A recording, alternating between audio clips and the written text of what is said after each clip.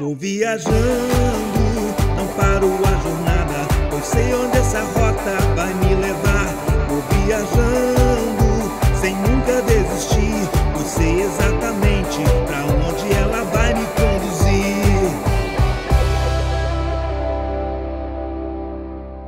Olá, amados, mais um passeio, mais uma aventura, mais uma viagem na Rota 66 Espiritual, a nossa Bíblia Sagrada. Hoje nós vamos comentar sobre o profeta Abacuque, ou Abacuque, e eu tenho um convidado que é muito especial.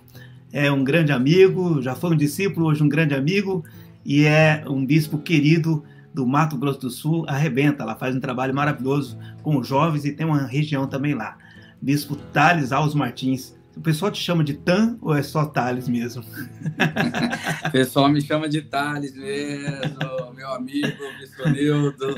Que bom estar aqui, viu, nesse programa maravilhoso, nessa série aí, Rota 66 espiritual, né, profética, bíblica. Sim. E alegria muito grande, né? Tive o prazer de estar com vocês, né? Sei que eu acabei de Esther, com a Amanda Carnato ano passado, né? Nas nossas férias aí, nos Estados Unidos. E realmente, é o bispo que fez nosso casamento, inclusive, né? A gente sempre tem muita gratidão, né? Você estava lá celebrando em Ponta Porã meu casamento com a Jaqueline. Esses dias vimos o álbum aí, eu falei, meu Deus do céu.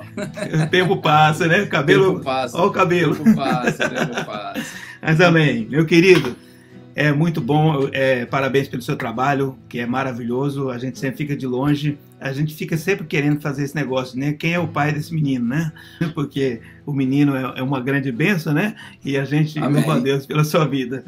Amém, mas o negócio aqui hoje é diferente, é apresentar o livro de Abacuque, desse profeta Abacuque. Então, as pessoas que assistirem a gente, elas querem compreender um pouquinho desse livro, de todo o contexto, né, a mensagem dele. E eu vou te perguntar, a princípio eu vou te perguntar se é que você tem essa informação, se esse livro, você conhece o seu autor, ou quando é que foi escrito esse livro, enfim, dá alguma informação para a gente inicial. Maravilha, bispo, uma grande honra e uma grande responsabilidade, né? Tá aqui, né? Uma honra e um desafio. Eu tenho uma discípula que sempre fala isso para mim. Ela fala, bispo, é uma honra e um desafio andar com o senhor. Eu acho interessante essa expressão. Então, uma honra e um desafio, parabenizar pelo projeto e, enfim, né? Que Deus nos use aqui.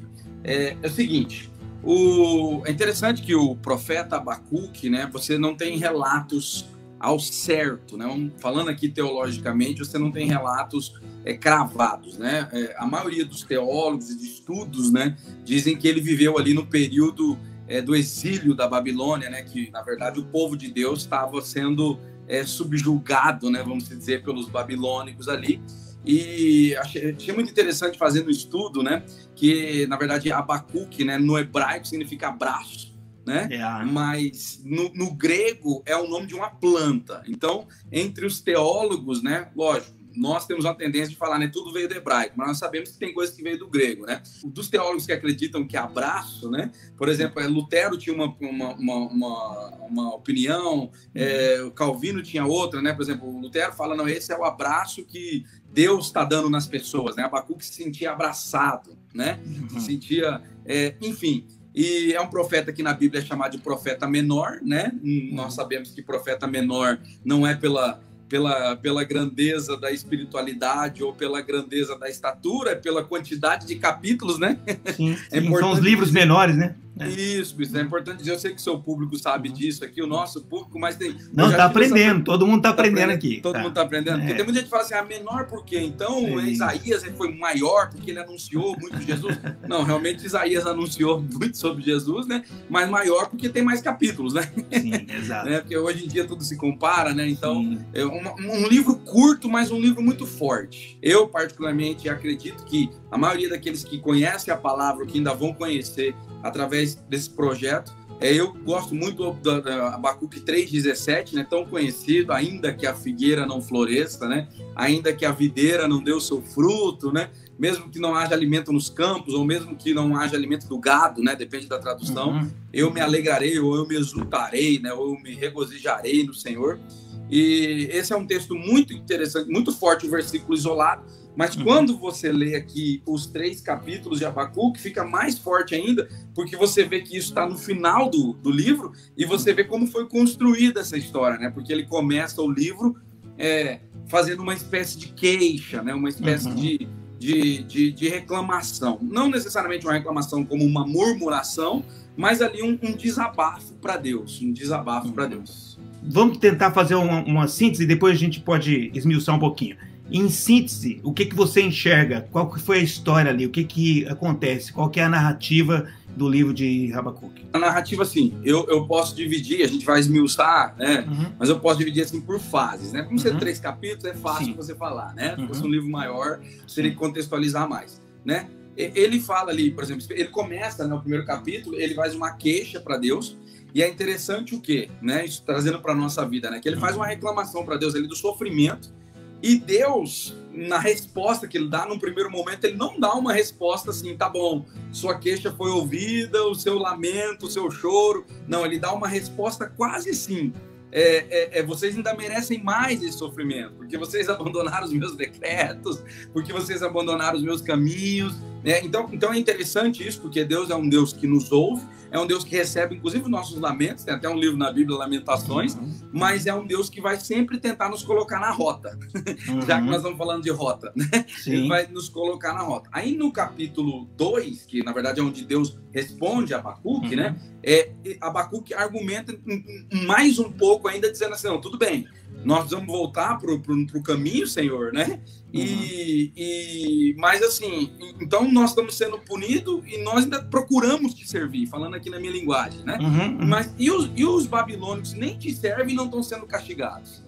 E aí Deus vai lá e manda, então, a colheita, né? Eu não gosto de usar a palavra castigo, se bem que a Bíblia usa em alguns momentos, né? Manda a colheita também para os babilônicos, né?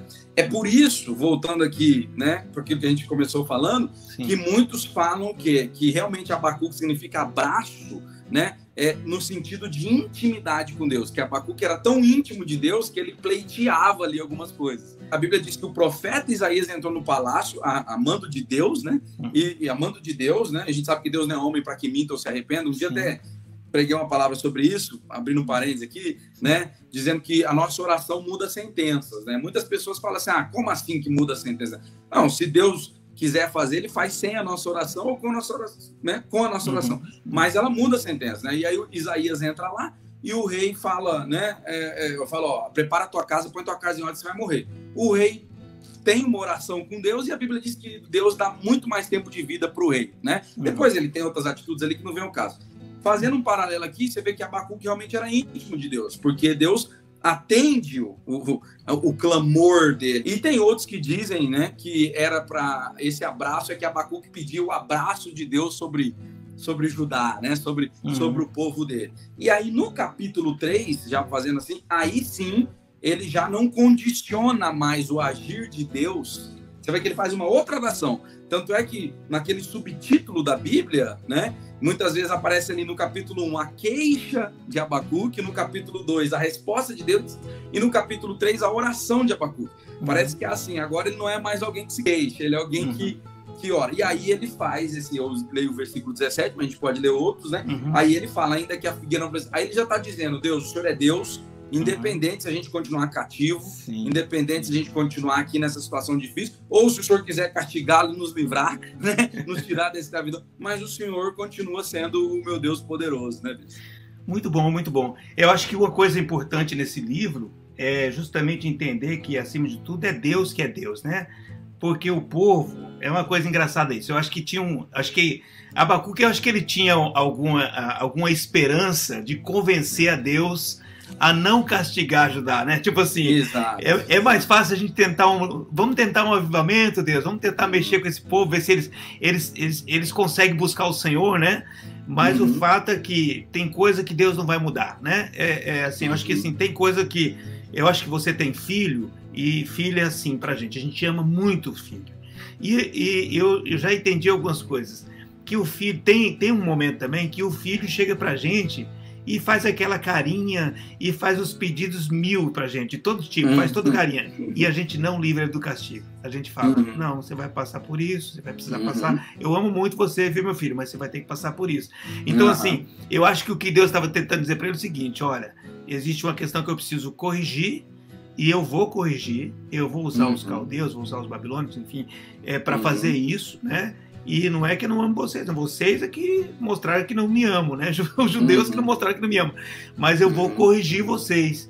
E não tem, dessa vez não tem como eu tirar esse negócio, não. Vocês vão ter que aprender justamente dentro desse panorama de cativeiro, vocês vão ter que aprender de mim, né?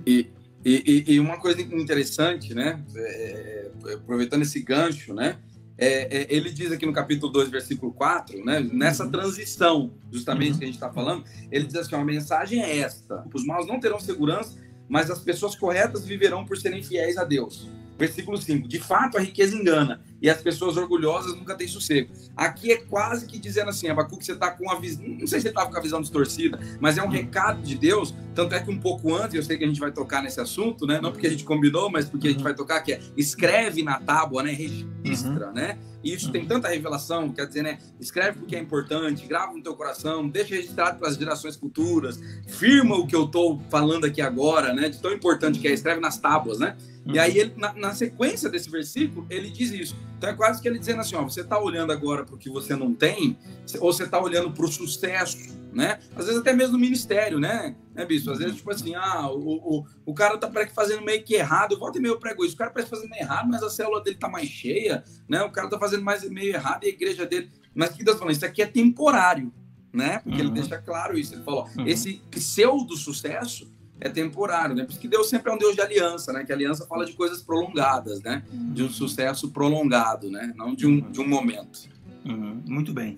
Vamos discorrendo então aí. Capítulo 1, o que você conseguiu enxergar? Eu vou dar minha ideia e você pode ou falar, de repente você até pode discordar de mim também, porque é só uma questão de uma visão, né? Sim. Tranquilo.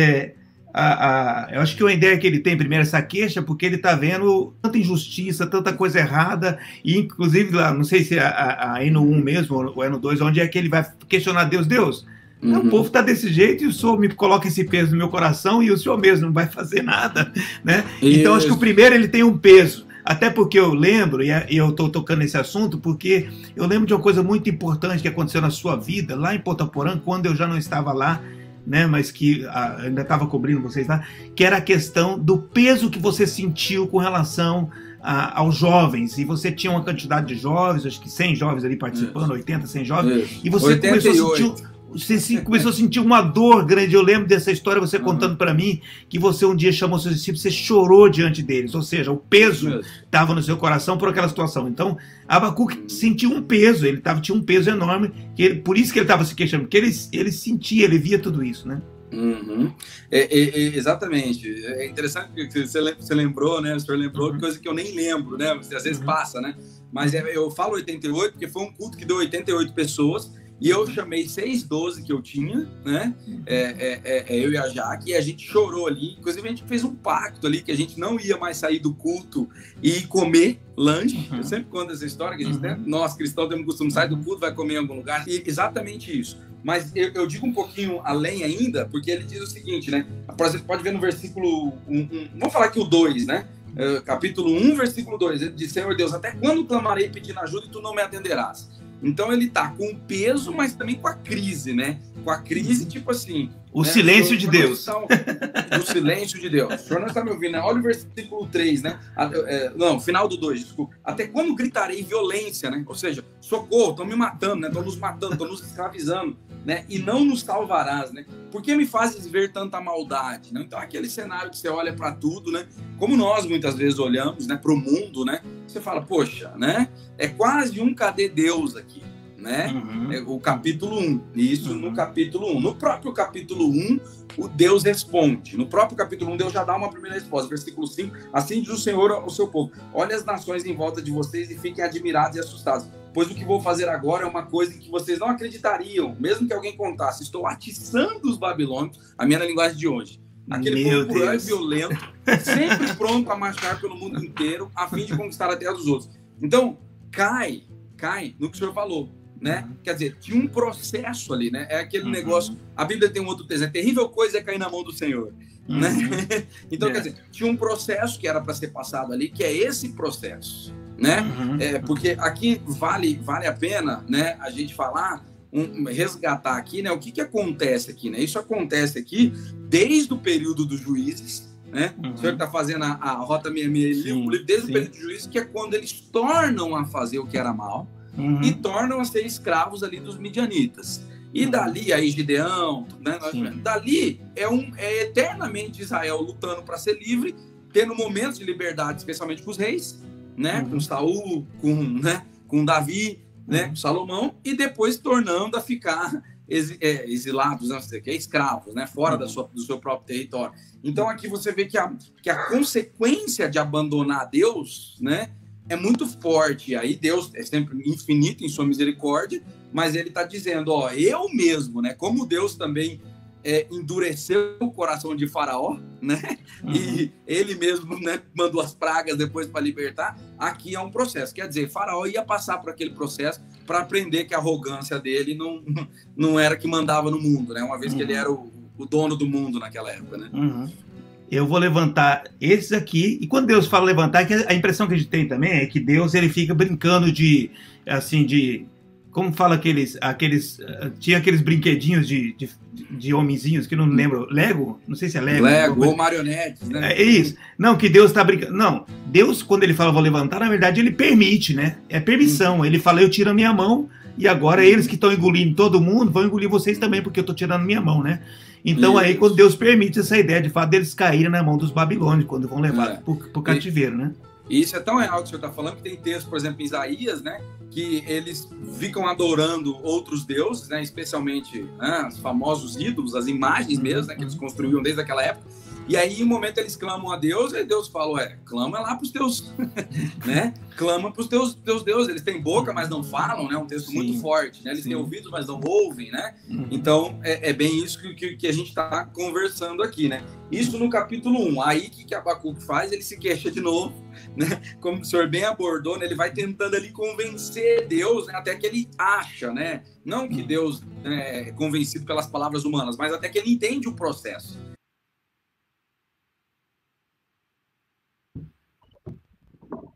Aí, agora deu. Bom, a gente teve algum probleminha na internet, voltou aqui, e o Bispo Thales está diferente aí. O que foi, Thales? Deu uma mexida aí? Aproveitou e trocou aí o... Troquei o fone aqui, aproveitei rapidinho. Beleza. Fiz segundo bloco. Então tá bom. Bom, a gente estava falando sobre essa questão do segundo diálogo dele com Deus, né? Do segundo momento que ele conversa com Deus e tal. E parece que muda um pouco já a ideia dele, porque ele já entendeu a primeira parte. Agora a reclamação dele talvez é mais o inimigo aí. Ele não é talvez assim, Deus, não é o sujo querendo executar em cima do mal lavado. A gente é mal lavado, mas eles são sujos para valer, né? E não só isso, né? Ele também ele muda a abordagem no sentido de dizer que Deus, não no sentido de dizer assim, Senhor, você não está enxergando, né? O Senhor não está enxergando o que eles estão fazendo, né? Ele muda no sentido também de dizer a grandeza de Deus, né? O senhorio de Deus, o poder de Deus, né? Então, a oração dele é mais eficaz, né? O próprio Jesus, Pai nosso que estás no céu, né? Santificado seja o teu... Ou seja, é uma oração já adorando a Deus, né? Dizendo, o Senhor está no céu, o Senhor santifica, se o teu nome é santo, né? No primeiro momento ele fala assim, Deus, o senhor parece que é Deus, mas ao mesmo tempo parece que o senhor está meio surdo, né? Ele faz uma coisa meio assim, né? Meio mal criada, né? Meio mal criada, exatamente essa expressão. Porque ainda é o capítulo 1, só que aí no versículo 12 ele diz, né? Tu sempre exististe, ó Senhor, meu santo Deus, tu és imortal. Pode ver que no capítulo 1, no versículo 1, desculpa, ele não começa dizendo isso, ele já começa a reclamar mesmo, né? O versículo 1 essa é a mensagem de Deus por meio de uma visão a Abacuque. O 2 Senhor Deus, até quando pedirei ajuda? Ele já começa ali chuteirando, né? E aqui ele continua falando, né? Ele diz, mas como pode suportar os maus? Ele ainda dá uma reclamada, mas ele já começa a entender que aquilo ali faz parte do processo de Deus. E aí no capítulo 2 isso fica bem claro, porque aí Deus responde, né? Aí Deus diz, escreve nas tábuas, né, para ficar claro, né, para que possa ser lido com facilidade na linguagem de hoje, né, e até para quem passe correndo enxergue, né, interessante essa expressão que Deus, né, exatamente. E aí ele diz, a mensagem é essa, né? Aí ele começa, não é que Deus se justifica, mas aí ele responde, então, né? Ele diz, não fica olhando, né, para a riqueza deles, porque essa riqueza é uma riqueza vã, uma riqueza inútil, né? Esse prazer, essa alegria é uma alegria temporária. Aí sim começa aqui, né? Como uma revisão de vidas, né? Como um encontro com Deus de Abacuque, né? Ele chega ali cheio de lamentos para Deus, né? Cheio de insatisfações da vida, né? A vida é dura, a vida é triste, a vida é mal, tive percas, tive frustrações. Aí Deus responde para ele, né? Já moldando um pouco ele e também já ensinando ele que esses que estão felizes não estão felizes da maneira correta. Esse caso, né? Tem o povo de Deus que é feliz da maneira correta, mas esse caso aqui, o Babilônio não. E aí no capítulo 3, aí depois Deus diz, ainda no final do 2, que os babilônios serão castigados. Aí sim, de fato, Deus entra dizendo, né, o que vai acontecer. E no 3, ele começa, assim, o capítulo 3, um versículo muito forte na minha tradução, né? Essa é uma oração do profeta Abacuque feita em forma de hino, então uma oração em forma de louvor, vamos dizer assim, né? E aí ele diz, Senhor, ouvi falar do que tens feito e estou cheio de temor. Né? Então, aí ele já, e não é o temor de medo, né? Já é um temor assim, agora eu entendo, né? É tipo Jó, né? Eu via, né? Eu sabia só de ouvir, mas agora eu te vejo, né? Agora eu entendo, porque ele diz assim, não, faze agora em nosso tempo as coisas maravilhosas que fizeste no passado. Você vê que no capítulo 1 é quase dizendo assim, cadê o Deus que libertou? Né? E no capítulo 3 é muito bacana essa transição de Abacuque, né? No capítulo 3, faze agora, né? As coisas que fizeste no passado, né? Mesmo que esteja irado conosco, tenha compaixão de nós, né? Então, já é uma oração assim, realmente nós erramos. Eu estava achando que eu estava atacando pedra aqui, mas não estava vendo, né? Estava apontando, né? O cisco, mas não estava vendo as minhas traves também, né? Mas agora tem compaixão de nós, né? E aí ele faz uma oração linda aqui, né? Lindamente. Você citou Jó, e de fato Jó é maravilhoso quando você lê Jó, porque a gente encontra Jó em primeiro lugar sendo elogiado por Deus, né? Deus é que chama, Jó não pediu nada, Deus chama Satanás, né? E fala, olha, você conhece meu servo Jó, né? Olha o que ele faz, ele chama, ele fala, né? Eu tenho uma impressão, uma coisa interessante demais, né? Que Deus parece aquele pai ou aquele líder orgulhoso. Sabe aquele pai que chama... você já viu meu filho tocar piano? É mais ou menos assim, né? É o líder... Assim, então Deus tinha aquele orgulho. E aí, quando de fato todas as coisas começam, até um momento Jó está tranquilo entre aspas, né? Jó não está falando, né? Já está recebendo tudo. E inclusive com a mulher falando, não, amaldiçoa seu Deus e morre e tudo mais, ele tá segurando ali, né? Vem os amigos, falam, mas o negócio vai ficando pesado, chega um momento que ele não consegue, aí ele começa a falar também, aí ele começa a falar com Deus, é aí que veio a situação, porque aí Deus falou, peraí Jó, peraí, então deixa eu te explicar quem eu sou, talvez eu te conheça muito bem, até te elogio, mas você não me conhece o suficiente, então deixa eu te mostrar. Você estava comigo lá na criação, né? Quando eu criei todas as coisas, estava junto, né? E aí Deus começa a mostrar o quanto que Jó é pequeno. E eu acho que essa questão aí de Abacuque é mais ou menos parecida. Enquanto Abacuque está tentando resolver toda essa situação, até porque ele sente o peso e tudo mais, e tem ótimas, excelentes intenções, mas talvez ele não conheça um quadro maior, que é o que Deus conhece. Deus conhece essa história antes de Abacuque nascer.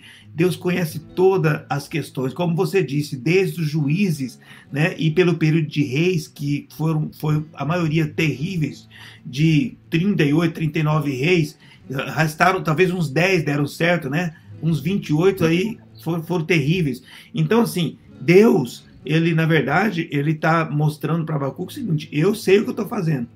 E aí Abacuque começa a se convencer disso, e é por isso que no final tem toda essa reviravolta que ele entende, não é que mudou a circunstância, não é que Deus tirou toda a situação, né? Quem mudou foi ele, né? Então, eu tenho uma frase que eu gosto muito, até eu ouvi ela da pastora Ana Lia, né, num coach.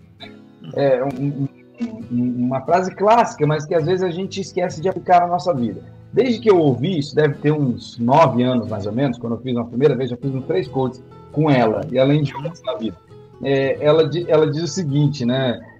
Se você não pode mudar a situação, mude a sua ótica sobre a situação, né? Então, se eu não posso mudar a chuva, né? Tá chovendo, eu não posso mudar. Ah, mas hoje eu ia na praia, hoje eu ia fazer um passeio em família, num tempo normal, tô falando, né? Não nesse tempo agora, né? Você não pode mudar a chuva, o que você pode mudar é a sua ótica, né? Não, então eu vou fazer um outro passeio, né? Eu vou fazer uma coisa em casa com a minha família igual, ou não, graças a Deus por essa chuva, as lavouras precisam dela.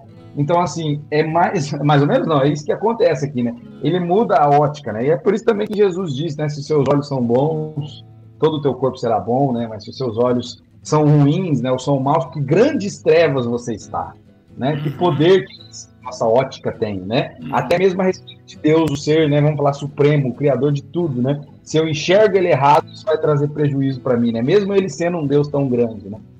Exatamente. Eu falando com o Bispo Tonetti sobre o livro de Esdras, foi fantástico com o Bispo Tonetti.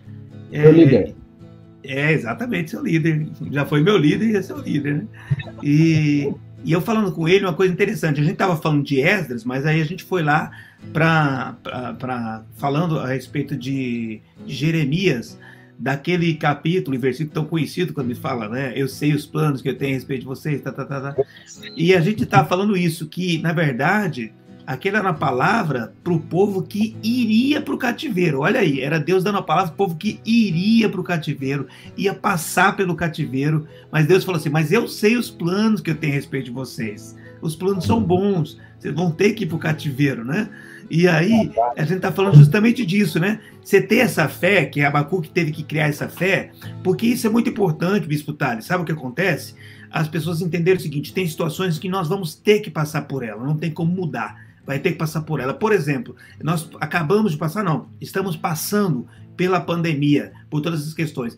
E aí chegou um momento que falou assim, as igrejas vão ter que fazer só online. E muitos de nós começamos a reclamar, a falar com Deus, que história é essa? Que o diabo, que não sei o quê. É como se Deus falando, gente, peraí, vocês vão ter que passar por isso aí.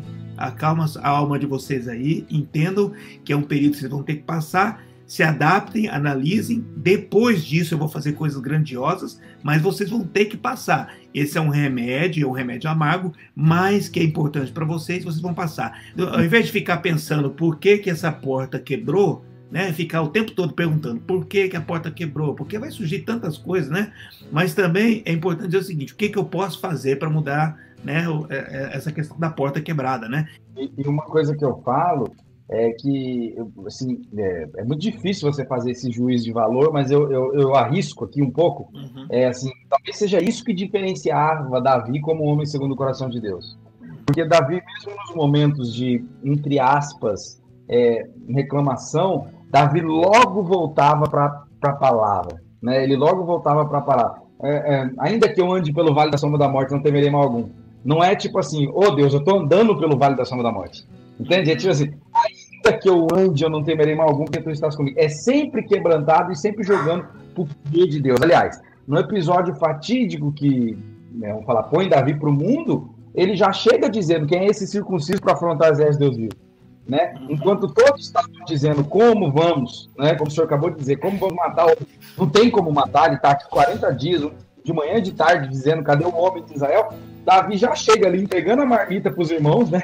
Entregando o iFood ali, né? Ele já chega, você vê que a primeira pergunta dele, aliás, quando ele se refere, é muito interessante aquele episódio, porque quando a Bíblia, vamos dizer assim, né, fala o campeão dos filisteus, mas quando Davi, ele já se refere como incircunciso.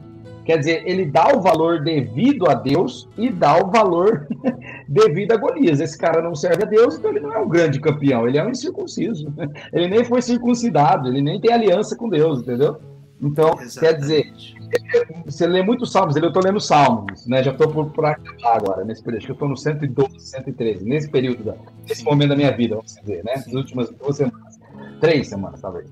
E aí eu estou lendo salmos, e aí você vê, muitos salmos são de Davi, e alguns não são de Davi, mas aparentemente são de pessoas ligadas a Davi, tempo de Davi e tal. Você vê, por exemplo, o Salmo lá, eleva meus olhos para os montes e me pergunto, de onde virá o meu socorro? É quase também já uma, pô, o que vai ser de mim, né? O famoso Chapolin Colorado, quem poderá nos defender, né? Aí ele fala, o meu socorro vem do Senhor que fez os céus e a terra. Quer dizer, ele mesmo pergunta, o salmista, de onde vem o socorro, mas ele mesmo diz, não, meu socorro vem do Senhor que fez os céus e a terra. O guarda de Israel não dorme.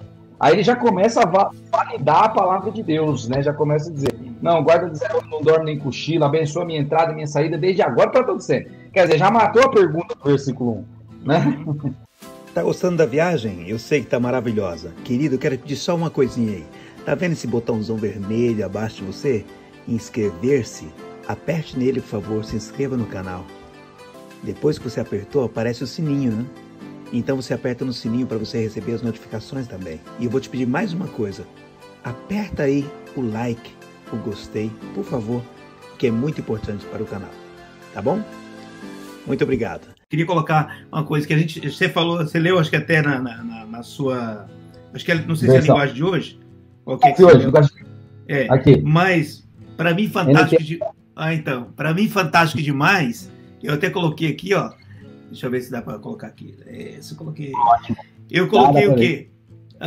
O versículo, não sei se é o primeiro, mas são esses dois. Os dois são tão importantes e falam a mesma ideia. Um fala que ainda que falta tudo, eu louvarei o Senhor, mas ele tem razão de ser pelo primeiro, que o primeiro é Abacuque 2:4, que diz assim, eis o soberbo, sua alma não é reta nele, talvez falando do inimigo, talvez falando dos próprios judeus, enfim. Mas o final dele a parte B dele é, mas o justo viverá pela fé, né? E aí o que acontece? Em Romanos, Paulo diz, de fé em fé, como está escrito, o justo viverá pela fé.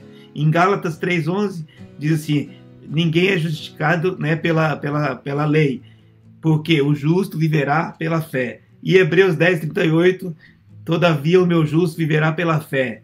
Se retroceder, nele não se compraz a minha alma. Uau, esse versículo é fantástico, né? E é isso que ele está dizendo aí. Quando vai para o capítulo 3 é isso. Ele tem uma fé que é maior do que a visão que ele tem de qualquer outra coisa. A visão de fé dele, da resposta de Deus, ainda que seja futura, é como se assim, ele já vivesse lá na frente, né, Bispo Thales? É como se ele vivesse lá na frente já. Eu já estou vivendo a alegria da resposta de Deus. Mais ou menos isso, né? Então, meus olhos estão lá. Eu falo assim, olhar para o prêmio, né? Não para o preço que eu estou buscando no momento, né? Já mostrei uma palavra dessa também, né? Que o vencedor sempre olha para o prêmio, né? Se você entrar na faculdade, você começar a olhar para o tanto de conteúdo, tanto de matéria, se você abrir uma empresa, né? O tanto de impostos que tem, então assim, você já nem dá a largada. Agora, se você olhar, eu posso ser um grande empresário, né? Então, agora aqui é mais forte ainda, como o senhor bem trouxe, né? Porque, e também fala em Salmos, né? O meu justo viverá pela fé, né? Todavia, o meu justo viverá pela fé. Quer dizer, é tão forte, e Paulo também fala, só acrescentando, né? Não andeis por vista, né? Mas andeis por fé, que é justamente a visão, né? O senhor tocou na palavra visão, né? Ou seja, eu vou ter que fazer um caminho, né? Muitas pessoas têm perguntado para mim, né? O bispo, o senhor não acredita que esse é um tempo difícil, né? É um tempo desafiador, você não acha que o vírus é real, né? E eu sempre digo, eu acho que tudo isso é real, eu acho que nós temos que tomar os devidos cuidados, sim. Agora, eu vou ter que decidir por qual ótica que eu vou andar. Se é pela ótica que Deus vai me guardar, que o mundo vai existir depois disso tudo, que a igreja vai prevalecer, que ela sempre prevaleceu com perseguições maiores, ou se eu vou deixar o vírus, não necessariamente o coronavírus, mas o vírus do medo, o vírus da incredulidade, tomar conta da minha vida. Então, quando os espias foram olhar a terra, quando eles voltam, vamos esquecer que Josué e Caleb, não é mentira o que os espias viram ali que a terra tinha gigantes. Não, só que a diferença é que Josué e Caleb decidiram acreditar na promessa que Deus tinha feito, né? Na promessa que Deus tinha feito. É certo que prevaleceremos. Ele não disse assim, não, é mentira o que vocês estão falando. Não tem coronavírus, não, isso é invenção. Não, o que eles disseram é o seguinte, vai ter isso aí, mas nós vamos comer eles como comemos pão. Vamos mastigar. Né? Então, aí, novamente, nós temos a questão da visão, né? Porque eles estavam dizendo, nós somos como gafanhotos aos olhos deles, né? Primeiro que você não está no olho dele para saber se é como gafanhoto mesmo. Enquanto Josué e Caleb disse, não, nós vamos mastigá-los como pão. Então é uma questão de visão, né? É história, né? Uns vê o problema, outros vê a oportunidade. Amém. Bispo Thales, nós vamos encerrar então. O que você diria ao final? Eu gostaria que você dissesse alguma coisa sobre esse livro para as pessoas que estão nos assistindo, porque eu vou abrir a tela para você agora. Você vai dizer alguma coisa sobre esse livro, enfim, a mensagem desse livro. E eu gostaria que você orasse por essas pessoas também, porque elas estão, né, recebendo a palavra e eu gostaria que elas recebessem também a oração. Pode fazer isso? E depois, ao final, a gente volta para cá que eu vou te dar um tchau depois, tá? Tá certo.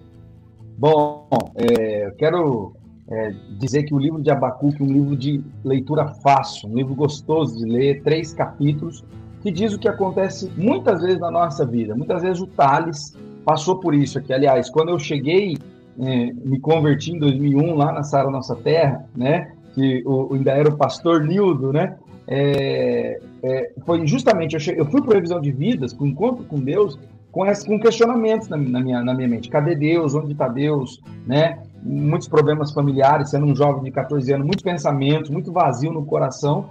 E no momento de encontro com Deus, a Bíblia diz, a paz de Deus excede todo entendimento.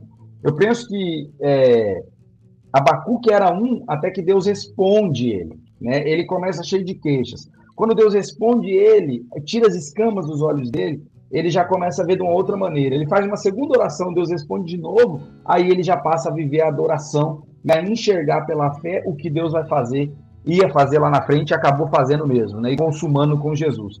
Essa é a mensagem que eu quero deixar para você. Talvez você está passando grandes lutas hoje, talvez você está passando um momento de questionamento da tua fé, inclusive, do teu cristianismo, da tua fé em Deus. Eu quero te dizer, Deus continua sendo Deus independente das circunstâncias.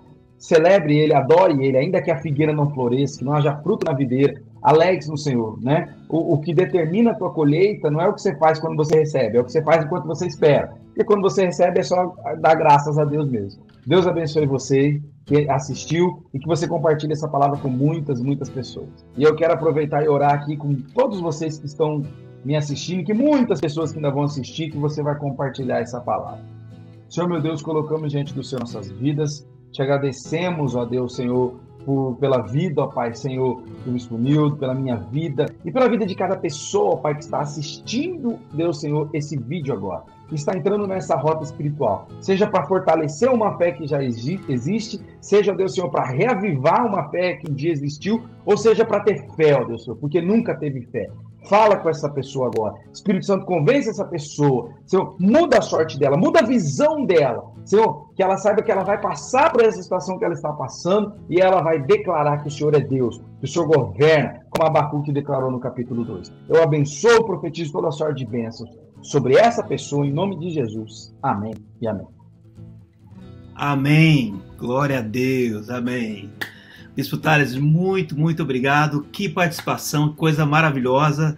Eu falei para ele, vamos pegar o livro de Abacuque, que é pequeno, e vamos transformar nele num gigante. E foi isso que aconteceu. Livro maravilhoso que a gente pôde apresentar a vocês aí, que vocês possam, de fato, continuar, né, transitando pela Rota 66 e recebendo tudo aquilo que Deus tem para a sua vida. Bispo Thales, Deus te abençoe.